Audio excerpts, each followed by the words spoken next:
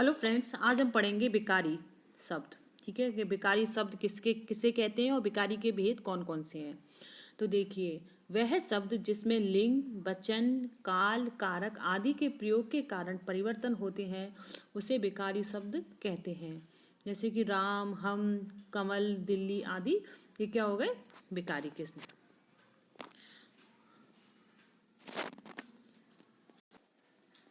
विकारी के भेद के बारे में बात करें तो देखिए, विकार जो वाक्य में विकार आता है शब्दों में, वो चार प्रकार से आता है। संज्ञा के कारण, सर्वनाम के कारण, विशेषण के कारण और क्रिया के कारण। अगर ये आता है कि विकारी के कितने भेद हैं तो कौन कौन से हैं? संज्ञा, सर्वनाम, विशेषण और क्रिया। ठीक है, सबसे पहले जानते हैं हम संज्ञा के बारे में। तो देखिए, संज्ञा किसे कहते हैं। अगर संज्ञा का शाब्दिक अर्थ की बात करें तो संज्ञा का शाब्दिक अर्थ होता है नाम।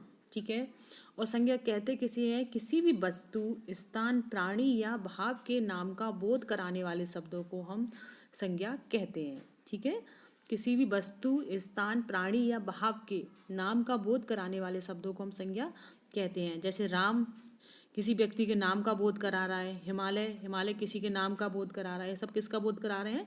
किसी के नाम का। देखिए, संज्ञा तीन प्रकार की होती है। ठीक है, कौन कौन सी? व्यक्तिवाचक, जातिवाचक और भाववाचक।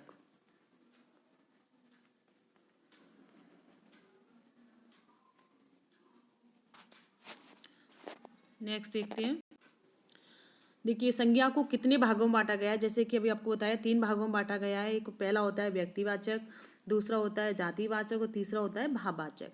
ठीक है, और कितने भागों में बांटा गया संक्षेप में लिखिए। सब तीन भाग हो गए। सबसे पहले हम पढ़ते हैं व्यक्तिवाचक के बारे में। तो जिन शब्दों से किसी विशेष व्यक्ति, स्थान, वस्तु आदि के नाम का बोध हो उसे व्यक्तिवाचक संज्ञा कहते हैं। जैसे राम, सीता, मोहन, ये क्या? ये व्यक्तियों के नाम हो गए। ठीक है, स्थानों के नाम की बात करें तो देखिए, जैसे भारत, श्रीलंका, करनाल आदि स्थानों के नाम हो गए। पर्वतों के नाम की बात करें तो देखिए, हिमालय, कैलाश, ये पर्वतों के नाम आ गए।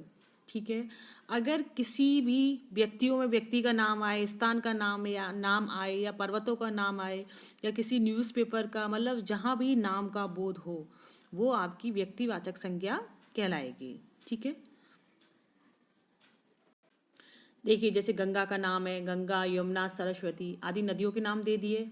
और जो पुस्तकों के नाम है, ये हमारे महाग्रंथ है, पद्मावत, रामचरितमानस, महाभारत, जो भी नाम हो, चाहे तो वो न्यूज़पेपर में, अगर न्यूज़पेपर के नाम है जैसे राजस्थान पत्र का, टाइम्स ऑफ इंडिया, या किसी सड़क का नाम है, सड़क आएगा तो व्यक्तिवाचक में नहीं आएगी। अगर सड़क का नाम है कि राणा सागर रोड, ठीक है, पृथ्वी रोड, या जो भी अगर नाम से आता है तो वो सारी चीज़ आपकी किस में आ जाएंगी? व्यक्तिवाचक संज्ञा में आएंगी। ठीक है, नेक्स्ट देखते हैं हम जातिवाचक संज्ञा। देखिए, अब देखते हैं हम जातिवाचक संज्ञा। व्यक्तिवाचक में मैंने जैसा कि आपको बताया, व्यक्तिवाचक में व्यक्ति का नाम, व्यक्ति या वस्तु कोई भी चीज़ हो उसका नाम आए, वो व्यक्तिवाचक संज्ञा है। ठीक है, और जातिवाचक में क्या है? जिन शब्दों से किसी जाति के सभी पदार्थों और प्राणियों का बोध हो उन्हें जातिवाचक संज्ञा कहते हैं। ठीक है, जैसे घोड़ा, गाय, शेर, कोयल, मोर आदि पशु पक्षियों के ये नाम हैं। तो देखिए, जो घोड़ा है वो घोड़ा जाति का बोध करा रहा है, गाय गाय जाति का बोध करा रही है।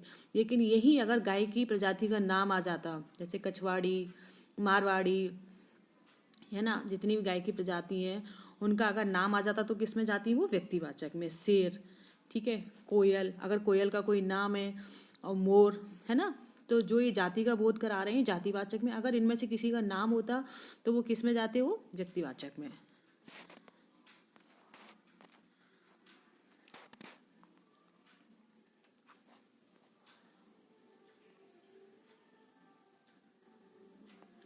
जैसे आम, केला, गुलाब, कमल, ये आदि फल फूल किसका बोध करा रहे हैं हमें? आम हमें आम जाति का बोध बोध करा रहा है, केला केला का करा रहा है, गुलाब गुलाब का करा रहा है, कमल ये कमल जाति का बोध करा रहा है। ठीक है, अगर आम में इसकी प्रजाति का नाम होता कि ये लंगड़ा आम है, दशहरा आम है, तो वो किस में जाता, वो हमारा व्यक्तिवाचक में है।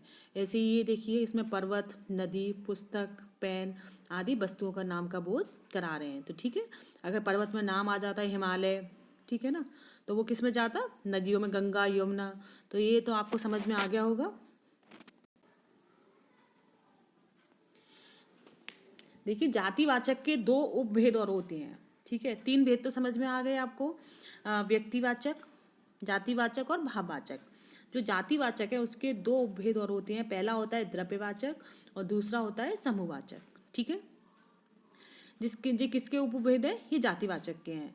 द्रव्यवाचक किसे कहते हैं, जिन शब्दों से किसी धातु अथवा द्रव्य का बोध हो उन्हें हम द्रव्यवाचक संज्ञा कहते हैं। ठीक है, जैसे कि सोना, चांदी, लोहा, पानी, तेल। समझ में आ गया कि द्रव्यवाचक में कौन सी आएंगी, कौन सी संज्ञा आएगी, जिसमें धातु, ठीक है, वो धातु आपका चाहे सोना हो, चांदी हो, लोहा हो, तांबा हो, पीतल हो, जो भी धातु है वो द्रव्यवाचक में आएगी। इसके अलावा आपका जो भी लिक्विड पदार्थ है वो सब किस में आ जाएगा, द्रव्य में आ जाएगा।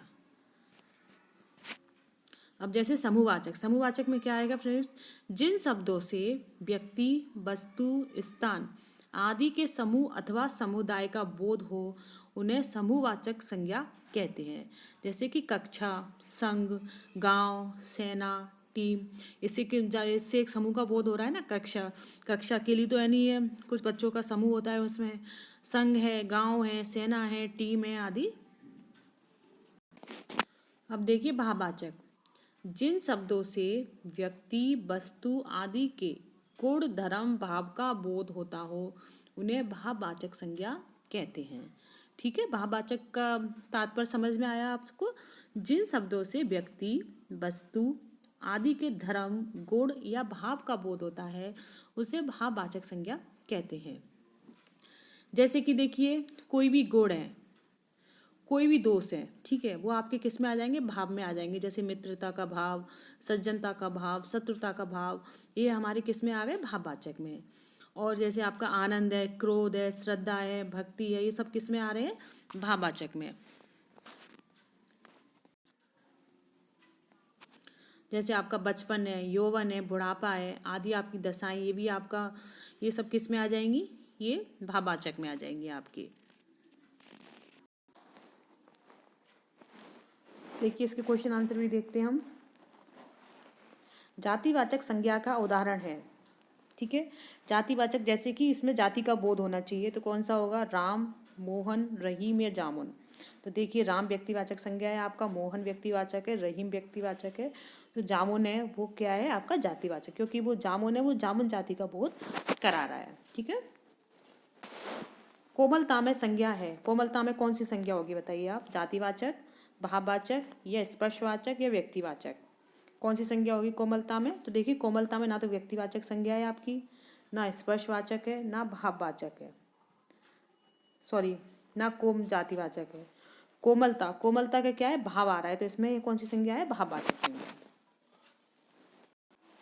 निम्न में से कौन सा शब्द जातिवाचक नहीं है, कौन सा नहीं है, गाय, पर्वत, कौन सा नहीं है बताइए आप, गाय नहीं है कि पर्वत नहीं है, पंखा नहीं है, हिमालय नहीं है, कौन सा शब्द जातिवाचक नहीं है।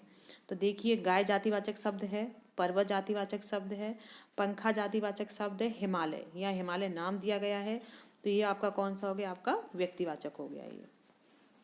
नेक्स्ट क्वेश्चन देखते हैं। गुलाब अच्छा लड़का है, तो इसमें गुलाब वाक्य में संज्ञा है, इसमें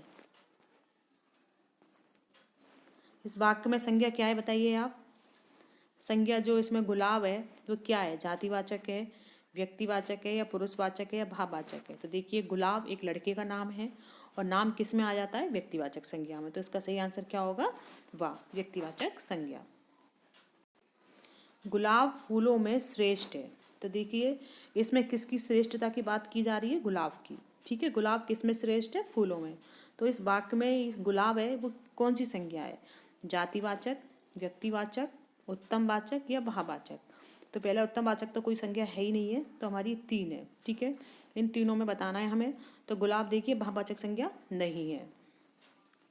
ठीक है, गुलाब व्यक्तिवाचक संज्ञा है नहीं, व्यक्तिवाचक संज्ञा भी नहीं है, क्योंकि गुलाब जाति का बोध करा रहा है। तो गुलाब कौन सी संज्ञा हो गई? गुलाब हो गई हमारी जातिवाचक संज्ञा। सुरेश ने कहा मनोज अब बूढ़ा हो चुका है। वाक्य में भाववाचक संज्ञा है, क्या इसमें भाववाचक संज्ञा? सुरेश नहीं, सुरेश नहीं है। सुरेश कौन सी संज्ञा हो गई? व्यक्तिवाचक संज्ञा हो गई। मनोज भी व्यक्तिवाचक संज्ञा है। ठीक है, अब भी नहीं है। बूढ़ा हो चुका है, तो इसमें जो भाववाचक संज्ञा है वो कौन सी? इसका सही आंसर होगा बूढ़ा। पहाड़ों के नाम किस संज्ञा के अंतर्गत आते हैं? पहाड़ों के नाम देखिए, जाति के अंतर्गत, व्यक्ति के अंतर्गत, वस्तु के अंतर्गत या भाव के अंतर्गत। तो देखिए पहाड़ों के नाम भाव के अंतर्गत नहीं आते, वस्तु के अंतर्गत नहीं आते। अगर पहाड़ों के नाम हो, ठीक है ना, पहाड़ों के नाम किस संज्ञा के अंतर्गत आते हैं? अगर इसमें पहाड़ों के पूछा होता कि पहाड़ किसके अंतर्गत आते हैं, तो इसका सही आंसर होता जाति के अंतर्गत। पर इसमें पूछ रहे हैं कि पहाड़ों के नाम किसके अंतर्गत आते हैं, तो वो है आपका व्यक्तिवाचक। ठीक है, कोई भी किसी भी चीज़ के नाम हो, किसी वस्तु का नाम हो, प्राणी का नाम हो या स्थान का नाम हो, वो सब किसके अंतर्गत आएंगे? आपके व्यक्तिवाचक संज्ञा के अंतर्गत। निम्न में से जातिवाचक संज्ञा का समूह नहीं है। जातिवाचक संज्ञा का समूह कौन सा नहीं है? तो देखिए शेर, मानव, स्त्री, ये तीनों ही किसके समूह है? ये जातिवाचक के समूह है, क्योंकि स्त्री स्त्री जाति का बोध करा रही है, मानव मानव जाति का करा रहा है, शेर शेर जाति का करा रहा है। बच्चा, घी, तेल, ये तीनों किस में आ गए? ये जातिवाचक का जो उपभेद था ये द्रव्यवाचक के अंतर्गत आ गए, घी और तेल। ठीक है, पृथ्वी, महाद्वीप, एशिया, पृथ्वी, महाद्वीप, एशिया, ये भी आपका किसका बोध करा रहे हैं? जातिवाचक संज्ञा का समूह नहीं है। तो इसका सही आंसर क्या होगा इसमें? और सही आंसर हो जाएगा इसका सी। ठीक है, क्योंकि ये पृथ्वी है, महाद्वीप और एशिया, ये किसी जाति का बोध नहीं करा रहे, उस जगह का बोध करा रहे हैं। ठीक है, नेक्स्ट देखते हैं। अगर बच्चों आपको अगर आपको मेरी वीडियो पसंद आई है तो प्लीज़ इसे लाइक एंड सब्सक्राइब कीजिए, और आगे ही ऐसे क्वेश्चन और ऐसी वीडियो जानने के लिए प्लीज़ मेरे चैनल को सब्सक्राइब कीजिए। धन्यवाद।